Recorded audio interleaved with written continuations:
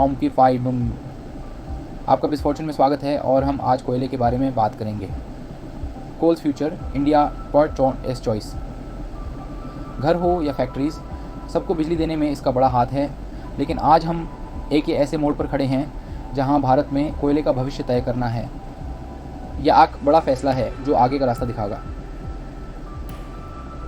आज हम जो भी चुनेंगे उससे ना सिर्फ एनर्जी की तस्वीर बदलेगी, बल्कि हमारे देश का एनवायरनमेंट और इकॉनमी भी प्रभावित होगा।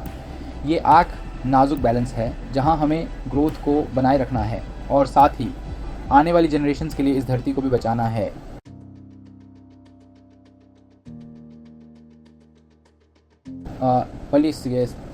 हमारे पृथ्वी पर बहुत सारे प्राकृतिक रिसोर्सेज हैं, लेकिन कुछ ही रिसोर्सेज का रोल उतना इम्पोर्टेंट रहा है जितना कि कोल का। इस काले पत्थर ने इंडस्ट्रियल रेवोल्यूशंस को आगे बढ़ाया है। इसने हमारे घरों और इंडस्ट्रीज़ को पावर दिया और ह्यूमन हिस्ट्री पर अपनी छाप छोड़ी। लेकिन इस प्रोग्रेस की एक कीमत भी चुकानी पड़ी। आज के समय में कोल की लेगेसी को समझना बहुत ज़रूरी है।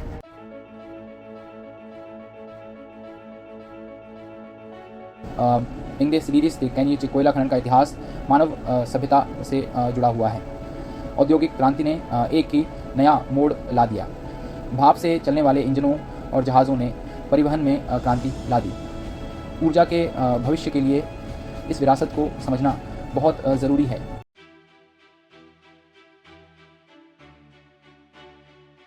कहीं तेज़ कोयले का असर खदानों से कहीं ज़्यादा है। इसने ग्लोबल ट्रेड को नया रूप दिया है और इंडस्ट्रियल जायंट्स को पावर किया है। आज भी ग्लोबल एनर्जी मिक्स में कोल बहुत इंपॉर्टेंट है। चाइना दुनिया का सबसे बड़ा कोल प्रोड्यूसर और कंज्यूमर है। इंडिया भी ग्लोबल कोल मार्केट में एक बहुत बड़ा प्लेयर है। ये ग्लोबल रिलायंस कोल की एंड्यूरिंग सिग्निफिकेंस को दर्शाता है। के लिए नौकरी पाइप की व्यवस्थाएँ, कोयले की खान से होने वाले फ़ायदे तो हैं ही। इससे लोगों को काम मिलता है और इंडस्ट्रीज़ को फ्यूल मिलता है, लेकिन इससे एनवायरनमेंट ख़राब होता है और लोगों को नुकसान होता है।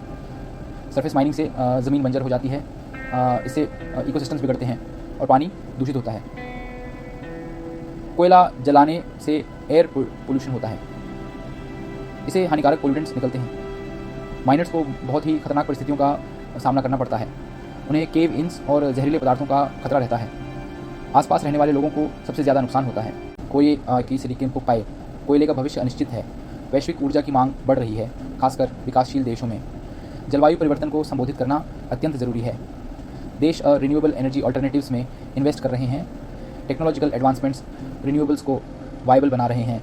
कोल से ट्रांजिशन करना कॉम्प्लेक्स है। आर्थिक विकास और सस्टेनेबिलिटी को बैलेंस करना की है। दुनिया एक क्रॉस रोड्स पर है।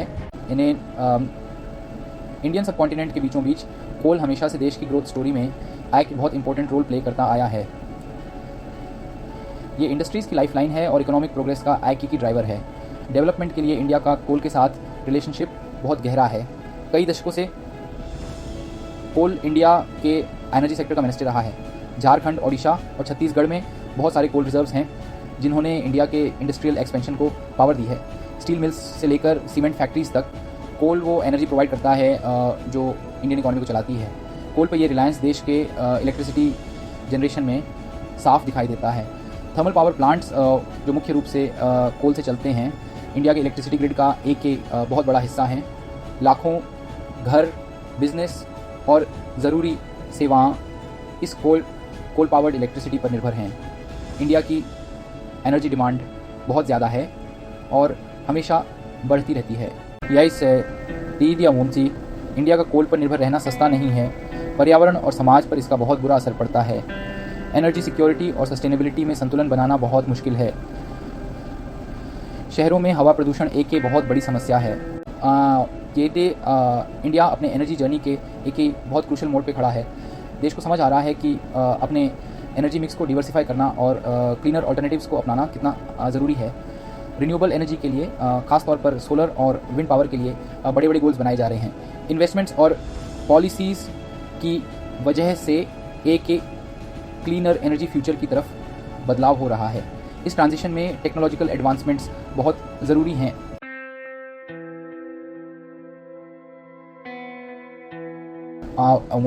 किस साइड पे इंडिया की तरक्की में कोयले का योगदान एक ही कीमत पर आता है। एक की ऐसी कीमत जो पर्यावरण में गूंजती है। कोयले के खनन और उपयोग के गंभीर पर्यावरणीय प्रभाव हैं। कोयला खनन का सबसे स्पष्ट प्रभाव परिदृश्यों का परिवर्तन है। ओपन पिट माइनिंग धरती पर गहरे घाव बनाता है। कभी उपजाऊ भूमि आकेश के बंज डेंजर देती एक्सपांस से में बदल जाती है। है बिजली उत्पादन के लिए कोयले का जलना वायु प्रदूषण का आग के एक प्रमुख कारण है। भारत में कोयला खनन का आर्थिक प्रभाव खुशहाली और कठिनाई दोनों के धागों से बुना हुआ एक के जटिल ताना बाना है। कोयला नौकरियां प्रदान करता है, राजस्व उत्पन्न करता है और उद्योगों को ईंधन देता है, लेकिन इसकी छिपी हुई कीमतें भी हैं। स्वास्थ्य पर प्रभाव, पर्यावरणीय क्षरण और विस्थापन। खासकर ग्रामीण क्षेत्रों में कोयला खनन रोजगार के अवसर प्रदान करता है, उद्योग सहायक व्यवसायों का समर्थन करता है, आर्थिक गतिविधियों में योगदान देता है। कोयला खनन से होने वाला राजस्व सार्वजनिक सेवाओं और बुनियादी ढांचे का समर्थन करता है। सस्ता कोयला बिजली की कीमतें कम रखता है, जिससे उपभोक्ताओं को लाभ होता है। हालांकि आर्थिक लाभ अक्सर छिपी हुई लागतों पर भारी पड़ते हैं।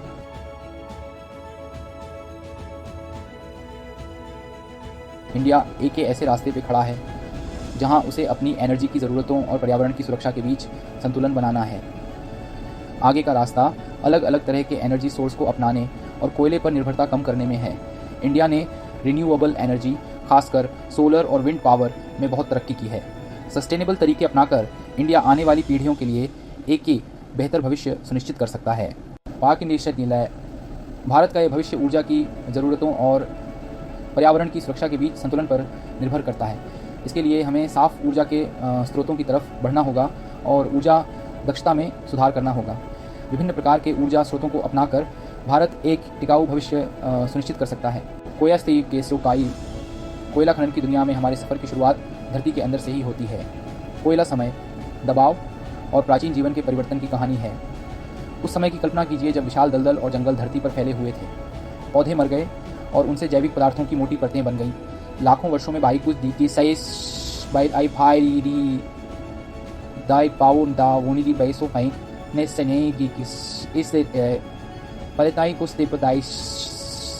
इस पार्ट को संकुचित कर दिया। गर्मी और दबाव ने पौधों के पदार्थ को कोयले में बदल दिया।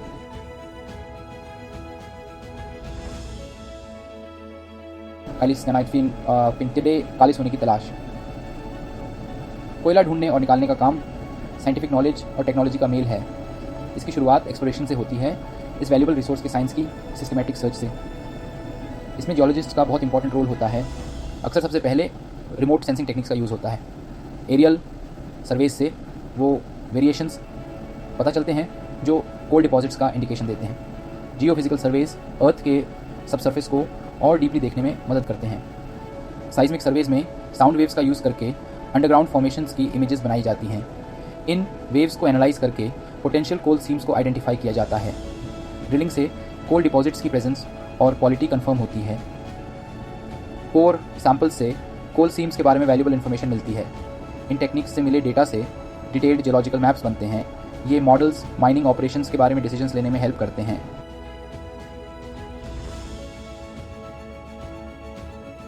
टाइम बाइट है तीनवां भाग, सीवन से सतह तक।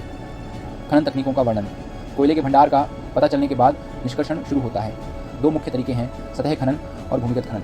सतह खनन में कोयला सीम तक पहुंचने के लिए ऊपरी मिट्टी को हटाना शामिल है। सतह खनन के लिए ओपन पिट खनन आम है। भूमिगत खनन का उपयोग गहरे कोयला सीम के लिए किया जाता है। विशिष्ट उपकरण कोयले को निकालते हैं और परिवहन करते हैं। हर तरीके के फ़ायदे और नुकसान होते हैं। सतह खनन कम खर्चीला है, लेकिन पर्यावरण पर इसका प्रभाव पड़ता है। भूमिगत खनन कम विघटनकारी है, लेकिन खनिकों के लिए जोखिम भरा है।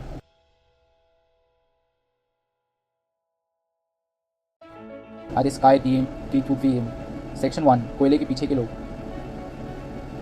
इन बड़ी बड़ी मशीनों के पीछे कुशल और मेहनती लोग काम करते हैं।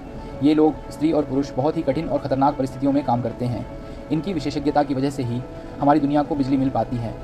यहाँ अलग अलग भूमिकाएं होती हैं और हर काम के लिए अलग भूवैज्ञानिक और सर्वेक्षक कोयले के भंडारों का पता लगाते हैं और उनका आकलन करते हैं। खनन इंजीनियर कोयला निकालने की योजना बनाते हैं। भारी उपकरण ऑपरेटर बड़ी बड़ी मशीनों को चलाते हैं। भूमिगत खनन के लिए अलग ही तरह के लोग चाहिए होते हैं। उन्हें बहुत खतरा होता है और उन्हें तकनीकी कौशल, सहन शक्ति और साहस की ज़रूरत होती है। ये लोग यह सुनिश्चित करते हैं कि कोयला सुरक्षित और कुशलता से निकाला जा। कोयला खदान के सुचारू संचालन के लिए सहायक कर्मचारी बहुत महत्वपूर्ण होते हैं।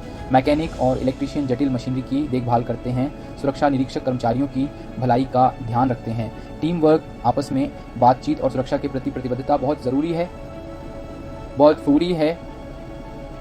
चुनौतियों का सामना करने के लिए खनिक एक दूसरे पर निर्भर रहते हैं। इस काम में जो भाईचारा और उद्देश्य की भावना दिखती है, वह इंसानी भावना का प्रमाण है।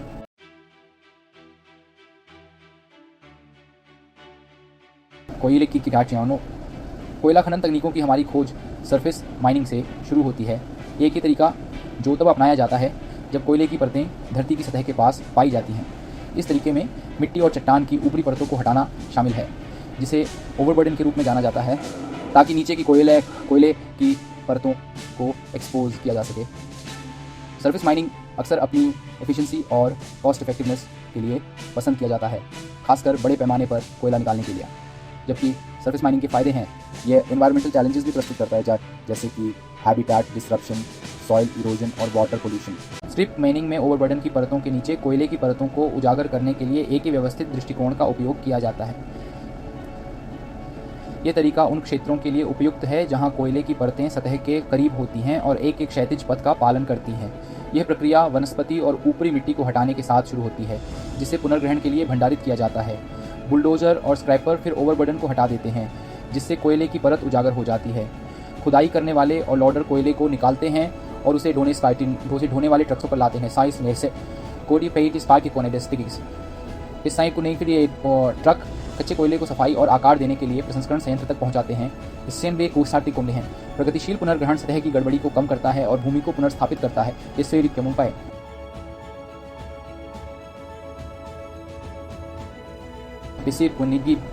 की रेस ओपन पिट माइनिंग से बहुत बड़े बड़े गड्ढे बनाए जाते हैं ताकि कीमती खनिज पदार्थ जैसे कोयला तक पहुंचा जा सके। ये तरीका तब यूज़ होता है जब कोल सीम्स स्ट्रिप माइनिंग के लिए बहुत ज़्यादा गहरे होते हैं। ये प्रक्रिया ड्रिलिंग और ब्लास्टिंग ऑपरेशन से शुरू होती है। जायंट एक्सकेवेटर्स उस ब्लास्टेड मटेरियल को मैसिव हॉल ट्रक्स पर लाते हैं। जैसे जैसे गड्ढा गहरा होता जाता है, ये अक्सर एक सीढ़ीदार रूप ले लेता है। ओपन पिट माइनिंग एफिशिएंसी तो देता है, लेकिन एनवायरमेंटल चैलेंजेस भी पेश करता है।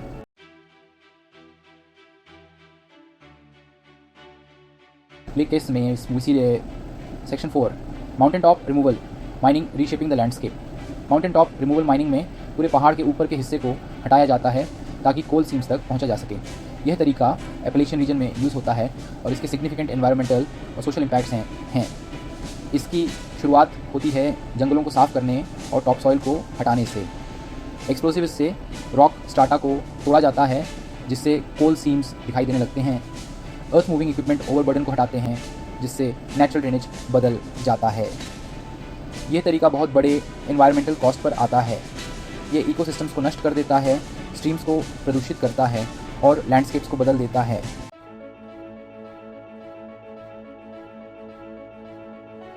पहला भाग, माइनिंग विद अ कॉन्शियंस। कई पीढ़ियों से कोल माइनिंग ने हमारी दुनिया को ऊर्जा दी है, लेकिन ये तरक्की अक्सर एनवायरनमेंट को नुकसान पहुंचाती है। अब एक नए युग की शुरुआत हो रही है, एक ऐसा युग जहां सस्टेनेबिलिटी सबसे ज़रूरी है।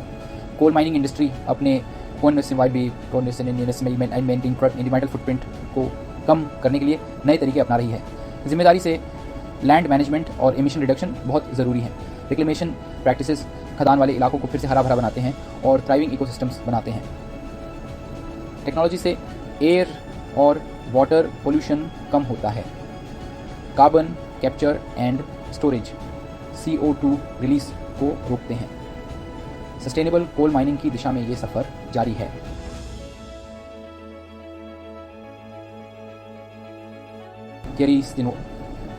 खोज से लेकर भूमि सुधार तक बदलाव का आर्क चक्र। कोयला खदान का जीवन चक्र निकालने से कहीं आगे तक फैला हुआ है। यह आर्क निरंतर प्रक्रिया है, खोज से लेकर भूमि सुधार तक। इस यात्रा की शुरुआत खोज से होती है। भूवैज्ञानिक कोयले के भंडार खोजते हैं, वे सर्वेक्षणों का विश्लेषण करते हैं और बोरहोल ड्रिल करते हैं। एक बार पहचान हो जाने के बाद विकास शुरू होता है। योजना बनाना, इंजीनियरिंग और परमिट हासिल करना, बुनियादी ढांचे का निर्माण किया जाता है। उत्पादन चरण शुरू होता है। उपकरण कोयले को निकालते हैं और परिवहन करते हैं। समन्वित गतिविधि का एक तालमेल, पर्यावरण की निगरानी बेहद महत्वपूर्ण है।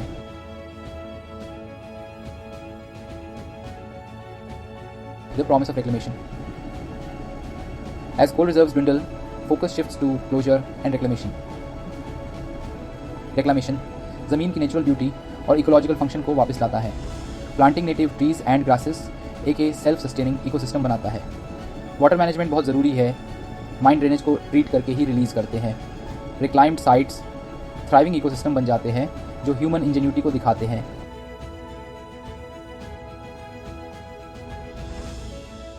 शुरुआती खोज, अनदेखे को पहचानना। ये सफ़र धरती के नीचे छिपे खजानों को ढूंढने से शुरू होता है। भूवैज्ञानिक अपने औजारों के साथ कोयले के भंडार का पता लगाने के लिए अनदेखे का नक्शा बनाते हैं। रिमोट सेंसिंग तकनीकें ज़मीन का एक विहंगम दृश्य दिखाती हैं। कैमरों से लैस विमान सतह की उन विशेषताओं को उजागर करते हैं जो कोयले के भंडार की ओर इशारा करती हैं। भूभौतिकीय सर्वेक्षण सब सरफेस जियोलॉजी की तस्वीरें बनाते हैं। साइज्मिक सर्वेज ध्वनि तरंगों का उपयोग कोयले की परतों की पहचान करने के लिए करते हैं।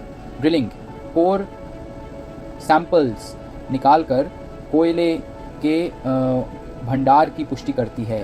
कोर सैंपल्स कोयले की परतों की संरचना और विशेषताओं के बारे में जानकारी प्रदान करते हैं। भाग 2 नियमों का जाल, लाइसेंस और मंजूरी। कोयले का भंडार मिलना तो बस शुरुआत है।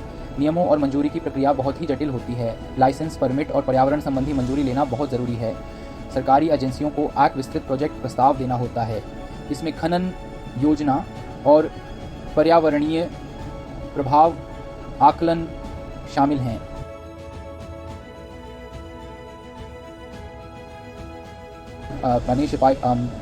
Section 3 the heart of the operation, mining operations. ज़रूरी अप्रूवल्स और परमिट्स मिलने के बाद ही धरती से कोयले निकालने का काम शुरू होता है। कोयला कैसे निकाला जाएगा ये कोल सीम की डेप्थ और एनवायरमेंटल कंसिडरेशंस जैसे फैक्टर्स पर डिपेंड करता है। जब कोल सीम्स सतह के पास होती हैं तो सरफेस माइनिंग यूज़ की जाती है। एक्सकवेटर्स और ड्रैग लाइंस जैसे विशाल उपकरण इन जगहों पर दिखाई देते हैं। अंडरग्राउंड माइनिंग के जरिए सतह के बहुत नीचे कोल सीम्स तक पहुंचा जाता है। सुरंगों के जाल में स्पेशलाइज्ड इक्विपमेंट से कोयले को निकाला और ट्रांसपोर्टेड किया जाता है। Section 4 from raw material to market, processing, refining and transportation. कोयले का सफ़र धरती से निकालने पर ख़त्म नहीं होता। ये कच्चा कोयला जिसमें अक्सर पत्थर, मिट्टी और दूसरी गंदगी मिली होती है एक बदलाव से गुजरता है। प्रोसेसिंग, रिफाइनिंग और ट्रांसपोर्टेशन से कोयले को साफ आकार दिया जाता है और पावर प्लांट और इंडस्ट्रियल फैसिलिटीज़ तक पहुंचाया जाता है। सबसे पहले ये एक ही प्रोसेसिंग प्लांट में जाता है जहां से गंदगी हटाई जाती है और क्वालिटी सुधारी जाती है। एक ही बार प्रोसेस हो जाने के बाद कोयला अपने आखिरी सफ़र पर निकलता है पावर प्लांट और इंडस्ट्रियल फैसिलिटीज़ तक। ट्रांसपोर्टेशन का तरीका दूरी और इंफ्रास्ट्रक्चर पर निर्भर करता है। ट्रेनें भारी मात्रा में कोयले को एक ही महाद्वीप से दूसरे महाद्वीप तक ले जाती हैं। बजरे नदियों और नहरों से होकर गुजरते हैं जो कि एक सस्ता तरीका है। ट्रक छोटी दूरी के लिए इस्तेमाल होते हैं जो खदानों को प्रोसेसिंग प्लांट से जोड़ते हैं। ट्रांसपोर्टेशन से कुछ पर्यावरणीय चुनौतियां भी सामने आती हैं जैसे कि धूल का उत्सर्जन और फैलाव का खतरा। धूल नियंत्रण और जिम्मेदारी भरे तरीकों से इन असरों को कम करना स्थिरता के लिए बहुत ज़रूरी है।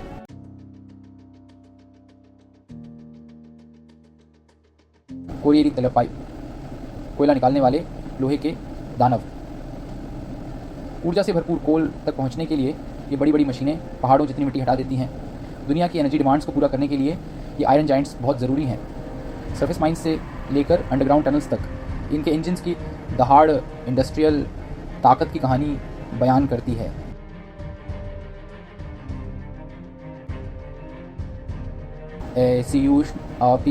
सेक्शन 2 सरफेस माइनिंग मशीन्स, ज़मीन आसमान एक करना। सरफेस माइनिंग में स्पेशलाइज्ड मशीन्स का राज होता है जो माउंटेन्स ऑफ ओवरबर्डन हटाकर कोल सीम्स को एक्सपोज करते हैं। बकेट व्हील एक्सकेवेटर्स और ड्रैग लाइंस ओवरबर्डन रिमूवल के चैंपियंस होते हैं। ये जायंट्स लैंडस्केप्स को ट्रांसफॉर्म करते हैं वास्ट ओपन पिट्स बनाकर। हॉल ट्रक्स एक्सकेवेटेड ओवरबर्डन और कोल को ट्रांसपोर्ट करते हैं स्टीप स्लोप्स और रगेड टेरेन पर नेविगेट करते हुए।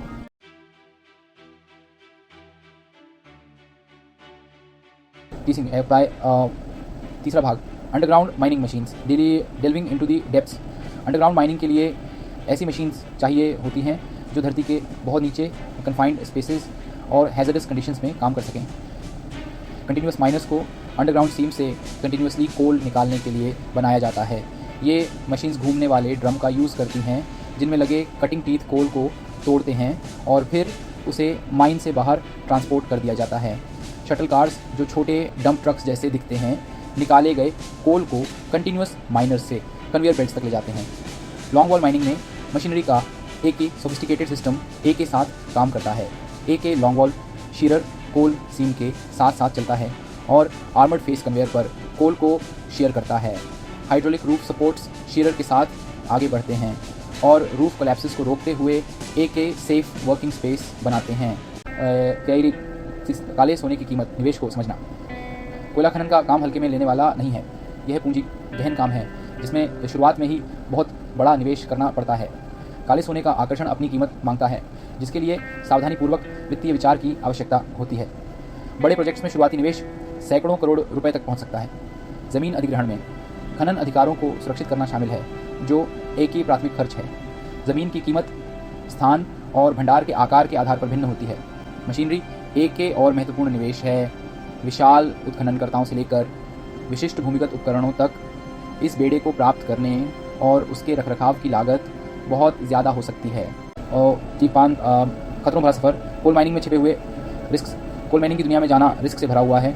ये एक ऐसा काम है जहां बहुत कुछ दांव पर है, जहां ज़मीन और सरकार की नीतियों से अनदेखी चुनौतियां आती रहती हैं।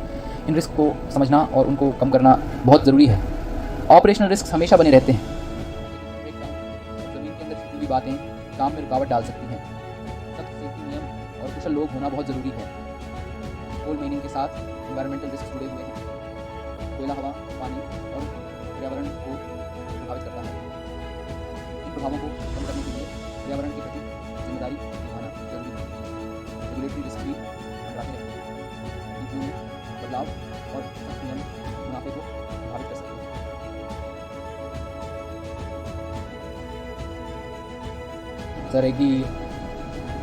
सरकारी नियम और पालन। एक्सप्लोरेशन से लेकर ट्रांसपोर्टेशन तक हर चीज़ कोल माइनिंग में लॉ के हिसाब से होती है। इंडिया डॉट ने एक कॉम्प्रिहेंसिव फ्रेमवर्क बनाया है जिससे एनवायरनमेंट और कम्युनिटीज़ की सुरक्षा हो सके और रिस्पॉन्सिबल कोल माइनिंग हो सके। Mines and minerals act 1957 mining leases को रेगुलेट करता है और सस्टेनेबल रिसोर्स यूटिलाइजेशन सुनिश्चित करता है। Environment protection act 1986 coal mining में एयर, वाटर और वेस्ट मैनेजमेंट के लिए स्टैंडर्ड्स तय करता है। कोल माइनिंग इंडस्ट्री की सस्टेनेबिलिटी के लिए इन लॉज का पालन करना बहुत ज़रूरी है। लाइक, शेयर और सब्सक्राइब करें कोल माइनिंग और अन्य इंडस्ट्रियल इंसाइट्स पर अपडेट्स के लिए।